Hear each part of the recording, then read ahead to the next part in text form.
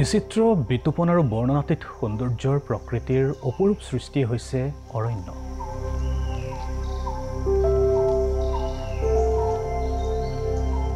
অৰণ্যৰ এই বিচিত্ৰ সম্ভাৰে আদিম যুগৰে পৰা মানৱ জাতিক প্ৰতিপালন কৰিছে।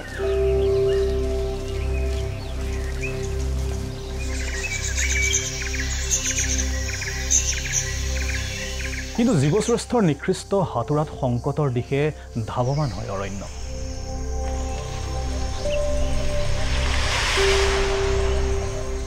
তেনে এখন অৰণ্যৰে সদা জাগ্ৰত প্ৰহৰী হৈছে জুলু।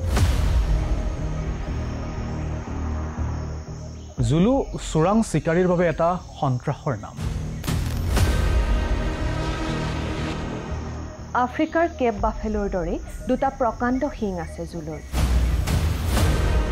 অকলে ঘূৰি ভাল পোৱা জুলুৰ প্ৰধান শত্ৰু বাঘ। গভীৰ অৰণ্যৰ মাজে মাজে স্বচ্ছন্দে ঘূৰি ফুৰে জুলু।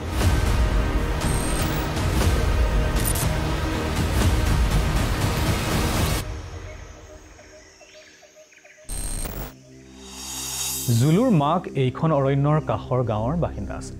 তাতেই তাৰ জন্ম। কিন্তু তাৰ দেউতাক এইখন অৰণ্যৰে বাসিন্দা আছিল। অলপ ডাঙৰ হওঁতে তাক লৈ মাক অৰণ্যলৈ আহিছিল।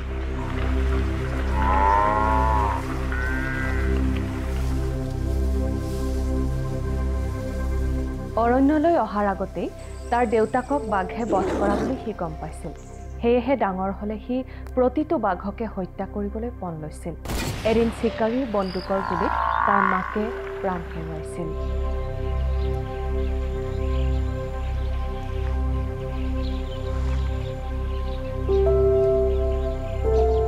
মানুহ জাতিটো কিয় ইমান নিষ্ঠুৰ সি আজিও বুজা নাই। বাঘতকৈও যেন মানুহ জাতিটো বিচিত্ৰ আৰু ভয়ংকৰ।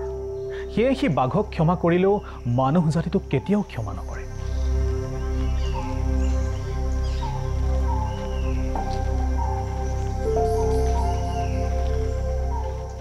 চাৰিওফালৰ জোপোহা গছ ঘন ঘন বনৰ মাজেৰে জুলু আগবাঢ়ে। অৰণ্যখনৰ চৌদিশে এবাৰ সি সন্ধানী দৃষ্টি নিক্ষেপ কৰে। কতো একো বিপদৰ সম্ভাৱনা নেদেখি জুলু আশ্বস্ত হয়। লাহে লাহে সি বিলৰ পাৰৰ বোকালৈ নামি গৈ তাত শুই দিলে। গৰমৰ দিনত ঘণ্টাৰ পিছত ঘণ্টা বোকাত বাগৰি থাকিবলৈ তাৰ ভাল লাগে। তাৰ পাছত অৰণ্যৰ মাজৰ প্ৰকাণ্ড বননিত জুলু একান্ত মনে ঘাঁহ খোৱাত ব্যস্ত হ'ল।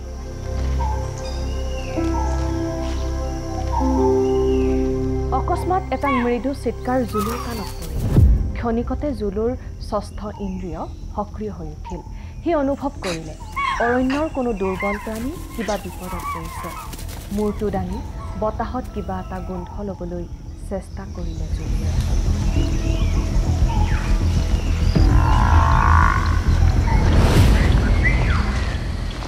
পিছ মুহূৰ্ততে জুলু একেজাপে হাবি বন ভাঙি বতাহৰ বেগেৰে অগ্ৰসৰ হ'ল। প্ৰকাণ্ড গছবোৰৰ আঁৰ লৈ সন্তৰ্পণে আগবাঢ়ি মুকলি ঠাইখিনিত থিয় হৈ ঠেঙৰ মাটিখিনি সি শুঙি চালে। সি নিশ্চিত হ'ল খন্তেক আগতে হৰিণক বাঘে হত্যা কৰি লৈ গৈছে। তেনেতে নাহৰ ফুটুকি বাঘ এটাই হৰিণ বধ কৰি মুখত কামুৰি লৈ গৈ থকা জুলুৰ দৃষ্টিগোচৰ হ'ল। বাঘটোক যেন সতৰ্ক হ'বলৈ সুযোগ আৰু সময় নিদিলে সি। জাঠিৰ দৰে তীক্ষ্ণ জোঙা শিং এটা সি বাঘটোৰ পেটেদি সুমুৱাই পিঠিয়েদি উলিয়াই জোকাৰিবলৈ ধৰিলে। যেন মহাশত্ৰু বাঘৰ প্ৰতি থকা তীব্ৰ ঘৃণা আৰু বিদ্বেষৰহে এয়া বহিঃপ্ৰকাশ।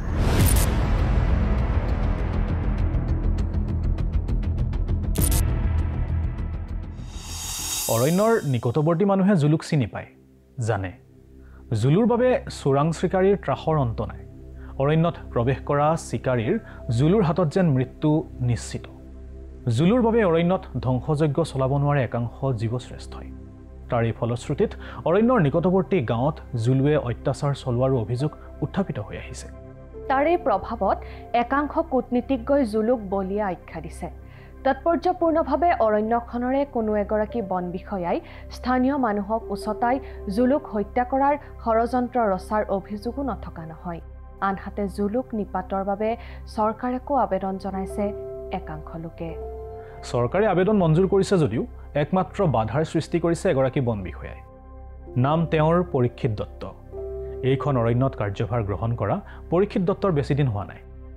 জুলুৰ গতিবিধি কেইবাদিনো লক্ষ্য কৰি পৰীক্ষিত দত্ত নিশ্চিত হৈছে যে জুলু বলিয়া নহয়, বৰঞ্চ সি অৰণ্যৰ এক ব্যতিক্ৰম সত্তা। মানুহৰ দৰেই তাৰ জ্ঞান, বুদ্ধি, সাহস আৰু শক্তি। অৰণ্যখনক প্ৰাণৰো প্ৰাণ কৰা জুলুৰ মাজত আছে এক অপৰাজেয় মহিমা।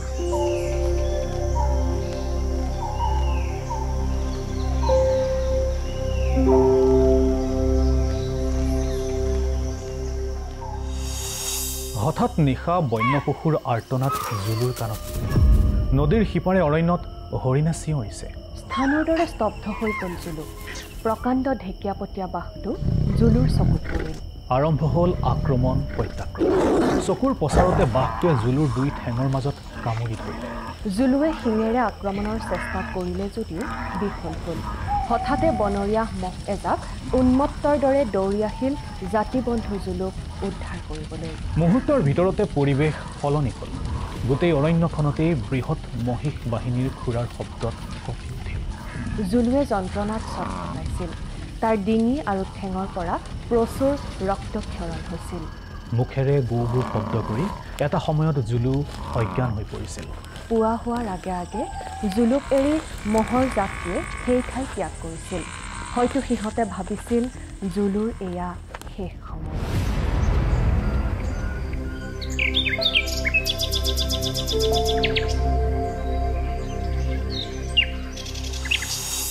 পিছদিনা পুৱা বন বিভাগৰ বিষয়া পৰীক্ষিত দত্তই মুমূৰ্ষু অৱস্থাত জুলুক দেখিছিল।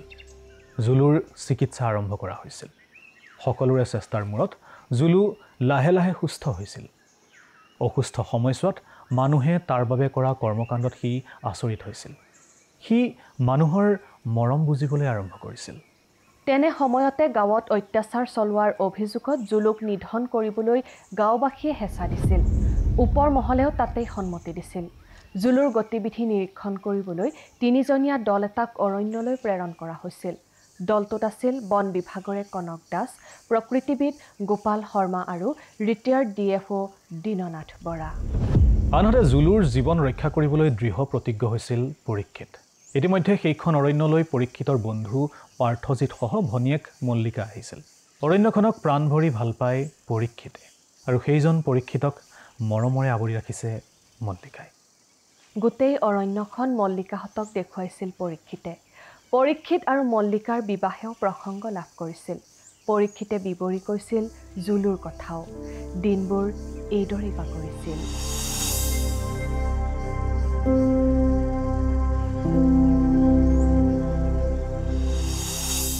পৰীক্ষিতৰ সন্মুখত প্ৰত্যাহ্বান ক্ৰমাৎ বৃদ্ধি হৈছিল।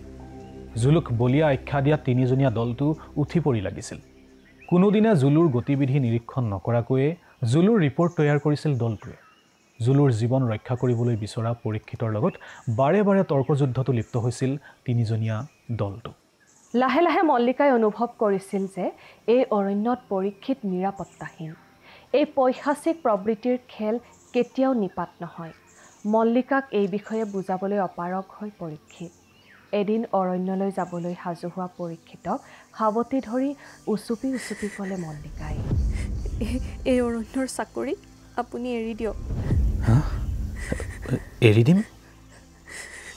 পৰীক্ষিত আৰু আচৰিত হয়। পৰীক্ষিতৰ দুয়োখন হাত চেপি মল্লিকাই পুনৰ ক'লে, মোৰ শপত দিছোঁ, আপুনি এৰি দিম বুলি কওক। পৰীক্ষিতে উত্তৰ হেৰুৱাই। মল্লিকাৰ প্ৰস্তাৱত পৰীক্ষিত বিব্ৰত হয়। অৰণ্যখনৰ প্ৰতি পৰীক্ষিতৰ অগাধ ভালপোৱা আৰু পৰীক্ষিতৰ প্ৰতি মল্লিকাৰ সীমাহীন প্ৰীতি, আৱেগ আৰু আস্থা।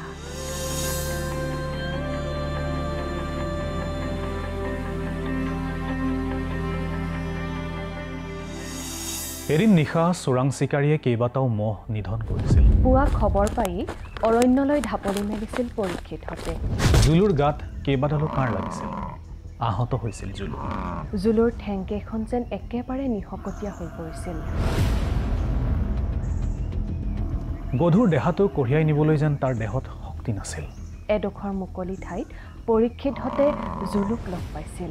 জুলুৰ শৰীৰৰ পৰা কাঁড় উলিয়াবলৈ চেষ্টা কৰি থাকোঁতেই আচম্বিতে এডাল কাঁড়ে পৰীক্ষিতৰ বুকু পিঠি ঠেলি পেলায়।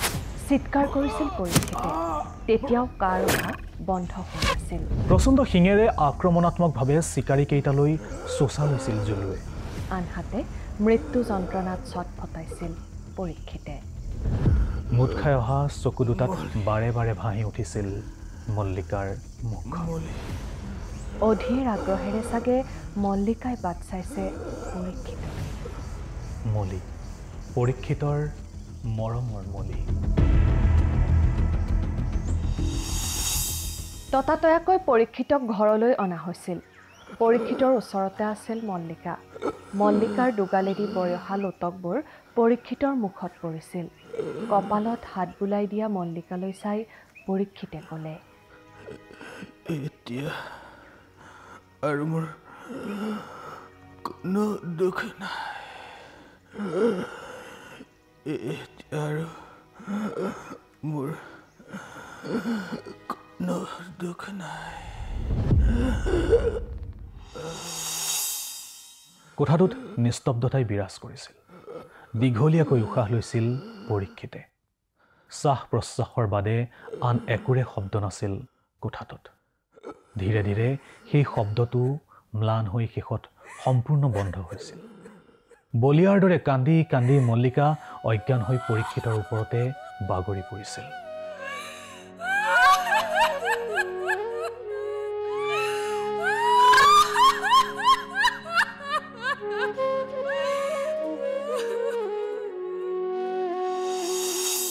পৰীক্ষিতৰ চিতাৰ কিছু আঁতৰত জুলু নীৰৱ নিশ্চল হৈ শুই আছিল। শোৱাৰ পৰা একেথিৰে পৰীক্ষিতলৈ চাই আছিল জুলুৱে। বনকৰ্মীয়ে কাটি দিয়া ঘাঁহবোৰৰ পৰা এডালো মুখত দিয়া নাই জুলুৱে। এই চিতাৰ স্থানো সি এৰি যোৱা নাই। এবাৰ উঠি আকৌ বাগৰি পৰিছিল জুলু। পুনৰ উঠি থৰক বৰক খোজেৰে চিতাৰ ওচৰলৈ গৈ কিবা এটা শুঙি যাবলৈ ওলোৱা পাৰ্থজিত মল্লিকাহঁতৰ দিশে মূৰ তুলি চাইছিল জুলুৱে।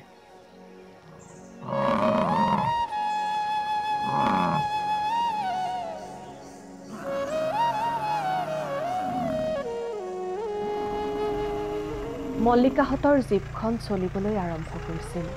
জুলুৱে একেথৰে জীপখনৰ পিনে তেতিয়াও চাই আছিল।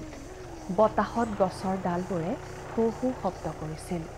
সেই শব্দৰ আভ্যন্তৰৰ পৰা যেন পৰীক্ষিতৰ কণ্ঠস্বৰ ভাহি আহি মল্লিকাৰ কাণত পৰিল। তুমি নাযাবা, মই ইয়াতে। মলি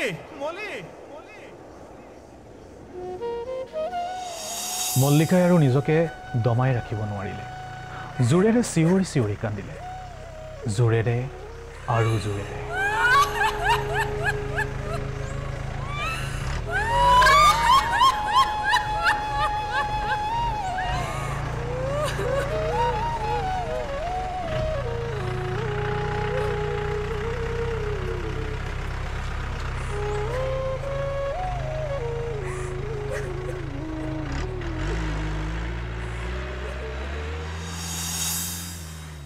এইদৰে এখন অৰণ্যৰ কাহিনীৰে সজোৱা হৈছে জুলু। সৃষ্টিৰ আৰম্ভণিৰে পৰাই অৰণ্যই পৃথিৱীক সুৰক্ষা প্ৰদান কৰাত গুৰুত্বপূৰ্ণ ভূমিকা পালন কৰি আহিছে। পৃথিৱীক বহনক্ষম কৰি ৰখাৰ ক্ষেত্ৰতো অৰণ্যৰ আছে বিশেষ তাৎপৰ্য। কিন্তু মানুহৰ কৰ্মকাণ্ডৰ ফলত অৰণ্য সংকটৰ দিশে ধাৱমান হয়। জীৱশ্ৰেষ্ঠৰ নিকৃষ্টতাত প্ৰতিফলিত হয় পশু হত্যাৰ নিষ্ঠুৰ ইতিবৃত্ত। তেনে এখন অৰণ্যকে এটি মহে ৰক্ষা কৰিবলৈ মনে প্ৰাণে যুঁজ দিয়াৰ কাহিনী উপস্থাপন কৰা হৈছে এই উপন্যাসখনত। 1986 চনৰ ফেব্ৰুৱাৰী মাহত কামপুৰ সাহিত্য সভাত জুলু কিতাপ আকাৰে প্ৰথম প্ৰকাশ হৈছিল। পৰৱৰ্তী সময়ত ৰেখা প্ৰকাশনে জুলু প্ৰকাশ কৰে আৰু সুদীৰ্ঘ 37 বছৰৰো অধিক সময় জুলুৱে পাঠকৰ পৰা লাভ কৰিছে বিপুল সমাদৰ। আপুনি এই গ্ৰন্থখন পঢ়িছেনে? আপুনি জনাব পাৰে আপোনাৰ মতামত। লগতে জনাওক আপোনাৰ প্ৰিয় গ্ৰন্থখনৰ বিষয়ে।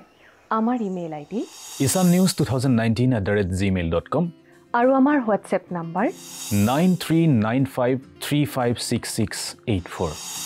প্ৰিয় দৰ্শক, ইয়াৰ লগে লগে আজিৰ অনুষ্ঠানৰ পৰা মই সাৰংগপানী ভূঞা আৰু মই প্ৰজন্মা চহৰীয়াই ইমানতে বিদায় লৈছোঁ। পুনৰ এখন নতুন গ্ৰন্থৰে লগ পোৱাৰ আশাৰে নমস্কাৰ।